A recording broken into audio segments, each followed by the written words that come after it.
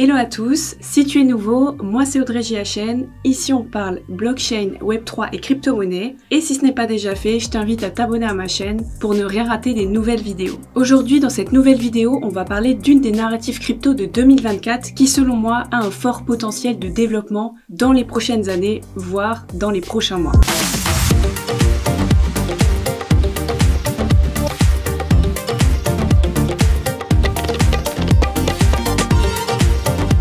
C'est la narrative de la tokenisation ou encore des RWA, qu'on appelle Real World Assets. En français, actifs du monde réel. Je vais bien sûr t'expliquer rapidement ce que sont les Real World Assets et on va voir ensemble pourquoi ces RWA ont un fort potentiel, mais aussi les obstacles ou problèmes que cela peut poser. Déjà, qu'est-ce que c'est un Real World Asset? Comme je te le disais tout à l'heure, c'est un actif du monde réel qui vont être représentés sur la blockchain en tant qu'actif digital. Je sais pas si cette définition t'a aidé, mais je vais te donner un cas d'application très concret qui est le cas de l'immobilier, où dans le monde réel, on va avoir un bien immobilier dans lequel on va vouloir investir. Ce bien immobilier va être représenté par un token digital, pendant que les démarches et les transactions vont être réalisées dans le monde réel. Mais tu vas voir que les RWA ne se limitent pas seulement à ce type d'application, il y a plein d'autres utilisations possibles, pour d'autres biens ou services par exemple, comme pour les œuvres d'art, les voitures, les métaux précieux, dans la bourse, et c'est là qu'on va voir qu'il y a un sujet qui est très intéressant avec la relation entre la finance traditionnelle et la finance décentralisée, notamment avec le cas des ETF, et ça on en a entendu parler très récemment dans les actualités sur la décision de la SEC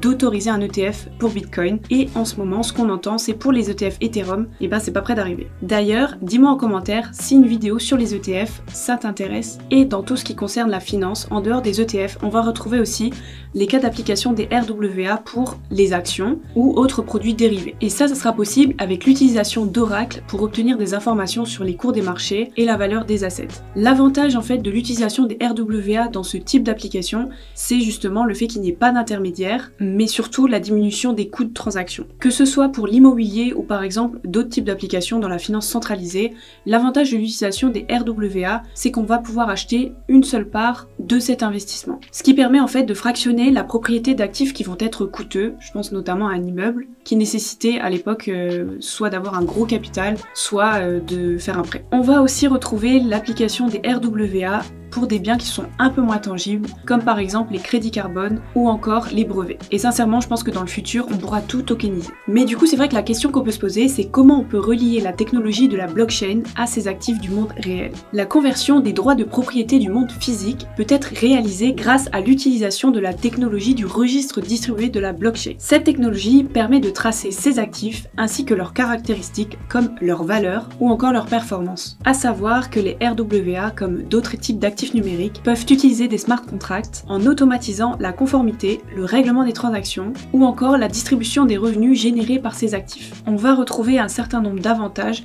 dans l'utilisation de ces RWA, comme notamment pour la finance centralisée. Les RWA ont un énorme potentiel pour les personnes qui souhaitent investir dans la finance décentralisée, qu'on appelle aussi la DeFi. En fait, on multiplie le champ des possibilités dans le sens où si on tokenise un bien immobilier, un investisseur peut choisir d'investir seulement dans une partie de ce bien immobilier et non pas la totalité, ce qui rend quand même les investissements plus abordables. Le fait de pouvoir avoir recours à des RWA permet d'augmenter la liquidité sur les marchés car on peut acheter, trader ou vendre instantanément ces tokens. C'est une innovation en termes de produits financiers car elle permet par exemple la création de fonds basés sur des actifs tokenisés, ce qui représente un fort potentiel dans l'avenir de la finance centralisée puisque ça permet la réalisation de transactions plus rapides, traçables et sécurisées avec des coûts moins importants. Mais aussi cela permet une diversification des portefeuilles d'investissement, ouvrant la voie à d'autres formes de prêts, crédits et d'autres services financiers. Car c'est vrai qu'avec l'utilisation de la blockchain, il te faut seulement une connexion internet pour pouvoir accéder au réseau et du coup utiliser toutes les fonctionnalités. Et là du coup ça va pas dépendre de ta situation géographique ou encore des horaires d'ouverture de l'établissement financier par exemple. Après c'est vrai qu'il y a quand même pas mal d'avantages avec l'utilisation de ces RWA, mais tu vas voir aussi que forcément il y a des avantages, il y a forcément des inconvénients ou des obstacles qu'on va rencontrer dans l'utilisation de cette technologie. On en revient toujours au même, quand on a des innovations technologiques, on va toujours être confronté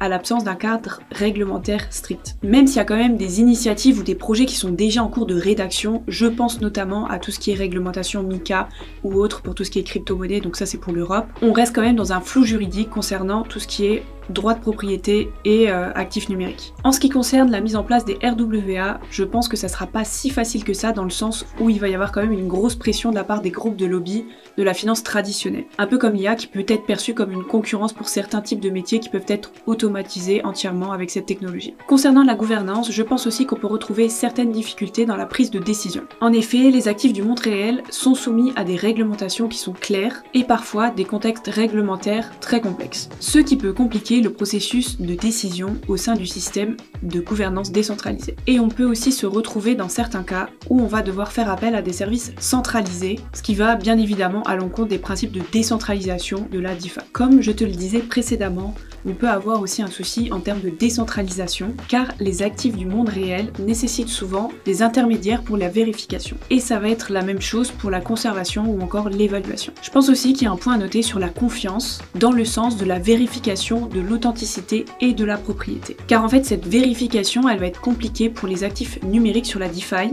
sans système centralisé. À la fois, on va avoir un gros avantage en termes de scalabilité sur les réseaux qui vont utiliser ces RWA, et à l'inverse, on va avoir un problème de scalabilité pour tout ce qui est actif du monde réel, dans le sens où il peut y avoir des gestions et des transferts complexes. Il faut savoir que les RWA sont déjà utilisés par plusieurs types d'entreprises. Je pense notamment à Realty qui réalise de la tokenisation immobilière. J'en profite pour te parler de Realty qui sponsorise cette vidéo. C'est le leader dans tout ce qui est tokenisation immobilière, et justement je trouve que cette plateforme est très bien parce qu'elle te permet d'investir dans la tokenisation d'actifs immobiliers à partir de 50 $. Et ça c'est très bien car on sait qu'aujourd'hui qu'avec la hausse des taux d'emprunt c'est assez compliqué d'obtenir un crédit. Realty achète en fait un bien immobilier qui va être fractionné et tokenisé sous forme de jetons ERC20. Ensuite tu peux acheter des fractions de ces biens immobiliers pour investir. Les récompenses tombent chaque semaine directement sur ton compte en DAI et chaque année une réévaluation est réalisée à la hausse ou à la baisse en fonction du marché de l'immobilier. À savoir que Realty travaille en collaboration avec les régulateurs sur la tokenisation des actifs réels,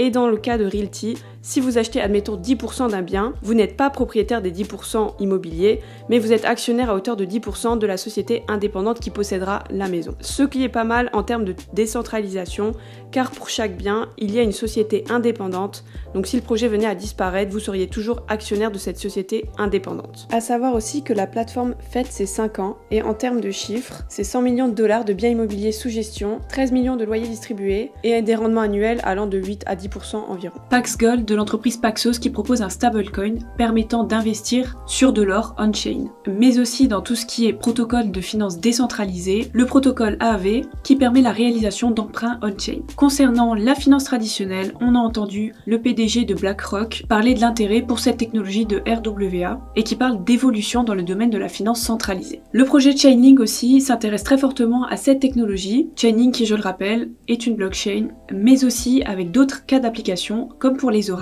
et l'écosystème Chainlink. En conclusion, la tokenisation des Real World Assets représente une avancée majeure dans l'univers de la blockchain, des crypto-monnaies et du Web3, puisqu'elle offre des possibilités innovantes pour l'investissement et la finance décentralisée. Ça permet aussi de rendre l'investissement beaucoup plus accessible en utilisant le principe de fractionnalisation des actifs du monde réel, en améliorant la liquidité et la transparence grâce à l'utilisation de la technologie de la blockchain. Je pense sincèrement que les RWA ont le potentiel de transformer la façon dont on va investir dans le futur. Mais ça va pas se limiter seulement à ça, je pense aussi que ça va modifier la façon dont on va interagir et échanger les actifs du monde réel. Il reste cependant un certain nombre de défis à surmonter avant leur intégration et leur adoption pour la finance classique et aussi pour la finance décentralisée. Que ce soit en termes de cadre réglementaire et régulation, des questions sur la gouvernance et la décentralisation, scalabilité et pour la confiance. Après, on voit quand même que dans l'écosystème de la blockchain, les innovations technologiques, elles sont très rapides et les RWA sont quand même bien positionnés pour jouer un rôle majeur dans le futur des investissements. Après ça reste que mon avis personnel, mais je pense que ça sera une narrative super importante pour 2024 et aussi lors du prochain bull run. Maintenant, j'aimerais connaître ton avis sur l'actif que tu penses qui est le plus intéressant à tokeniser. Dis-le moi en commentaire. Voilà, c'était Audrey, j'espère que cette vidéo t'a plu. Si c'est le cas, n'hésite pas à t'abonner à ma chaîne. Je te mets le lien de mes autres réseaux sociaux en description et je te donne rendez-vous pour une prochaine vidéo très bientôt. Allez, ciao!